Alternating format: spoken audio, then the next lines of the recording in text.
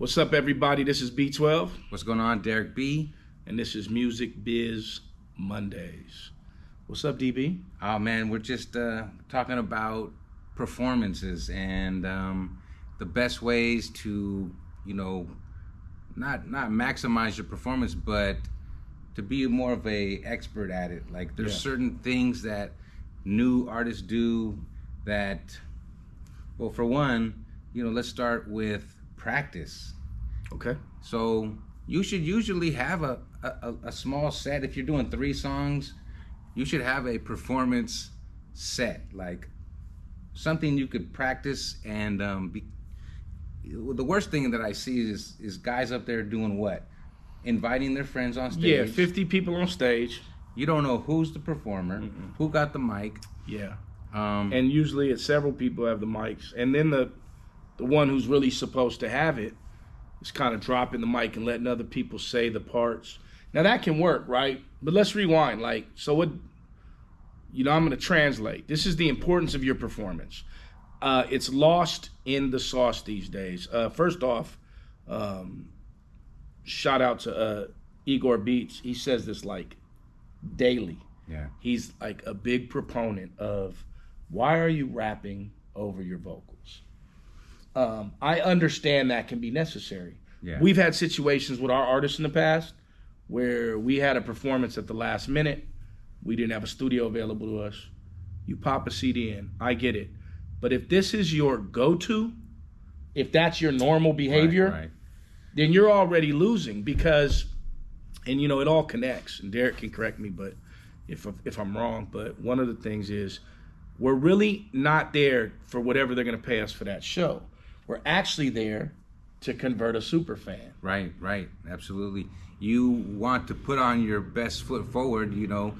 I say in another video, you shouldn't judge a book by its cover, but we do. Well, that's why there's covers. Yeah.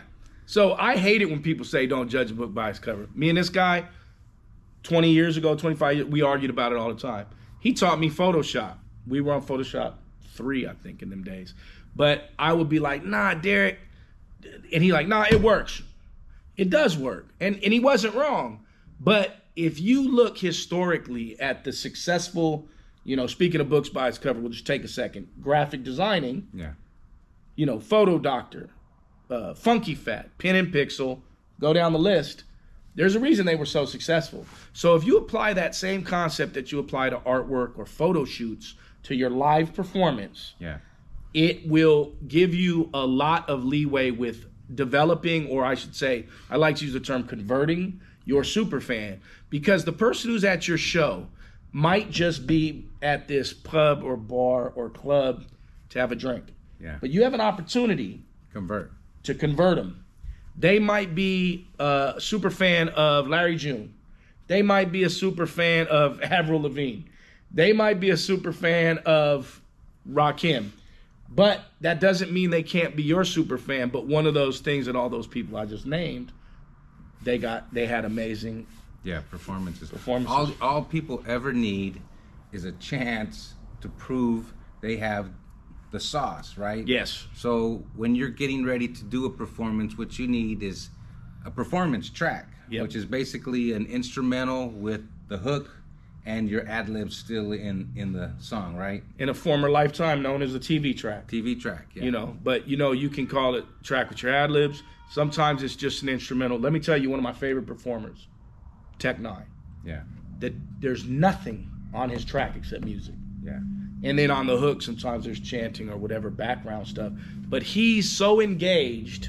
And by the way, I'm not going to say his age. He's older than me. Yeah. And he's still got amazing mic control, amazing tonality. Yeah. And that's how he keeps his fans engaged. If anybody understands anything about Tech Nine or the Strange Music Empire, it was built from performing. Yeah. It was not built from their T-shirts, their music, or anything. Eventually it would be. Yeah. But it was all about Tech Nine showing up and showing out. A live show. Yeah. The best way to get ahead is plan your performance and practice. You just practice.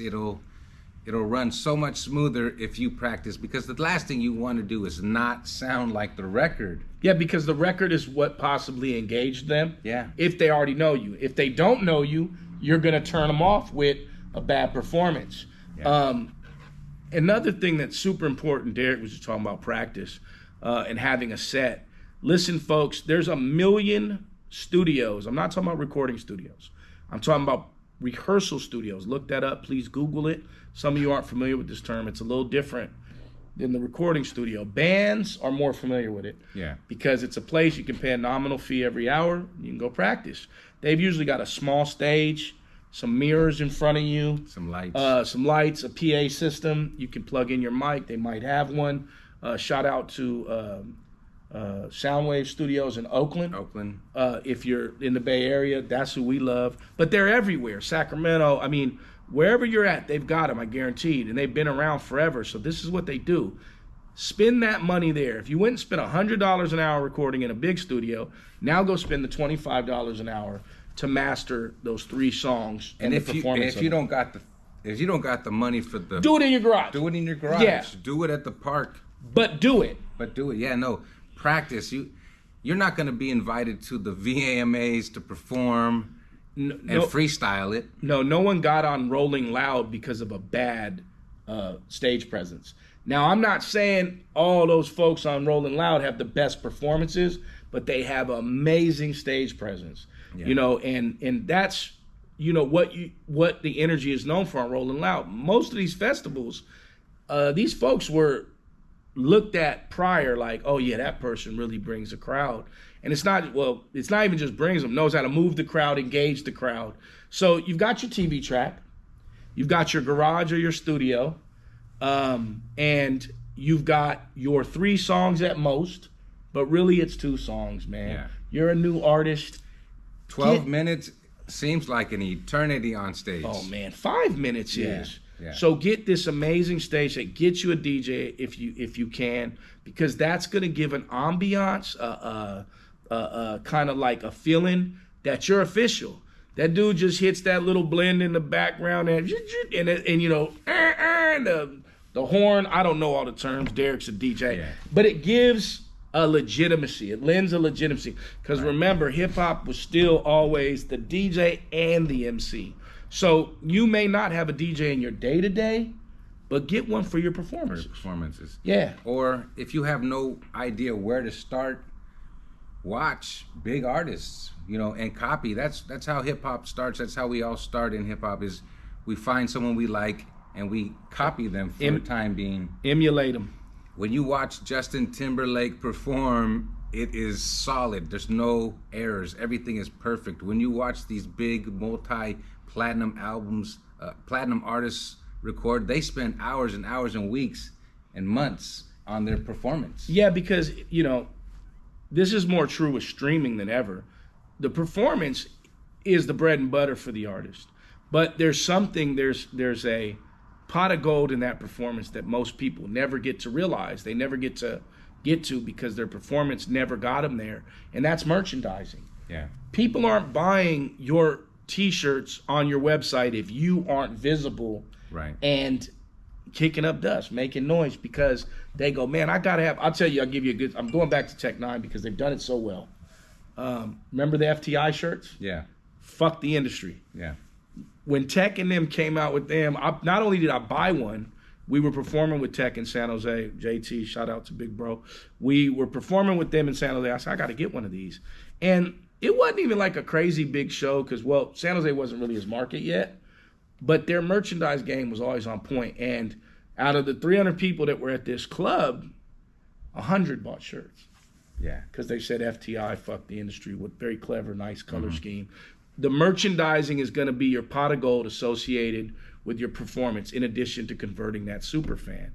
Make sure you watch Derek's super fan video for more information on that. And, you know, speaking of merchandising, you know, let's wrap this video up and we'll jump into a quick merchandising video. But performances are, you know, that's your time to be face to face with potential new fans. So it has to be right. It has to be perfect.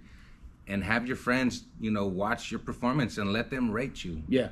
Finally, I want to say, because I'm a numbers guy, there's 100 people at the show, then you should leave with 10 super fans. Okay? I'm just using a number. Yeah. It can be 15, it can be 20, but if you get 10 and you perform 10 times that year, you have 100 super fans. Yeah. You know, you're on your way. One more thing. If you get to be on the stage, before you end your show, make it a point to let the audience know that you're available to chop it up with. You can take pictures with them. You want to talk about music. You want to talk about anything. You're going to be right over here to the right on the table for the rest of the night. Yep. And then that's your opportunity to give out your social media. That's your opportunity to, you know, put one in the air with them. But most importantly, nobody's really listening to what you're saying on the stage when people are like, go to my website, www. No. Use that personal time that Daric's talking about to convert that person. Have some personality. Yeah. And don't be so drunk or so high that you miss an opportunity. That's it from me. The customer is there now. Make the sale. Make the sale. And every attempt at making a sale will take your average up on actually completing them. That's right. Music Biz Mondays. My name is B12. Daric B.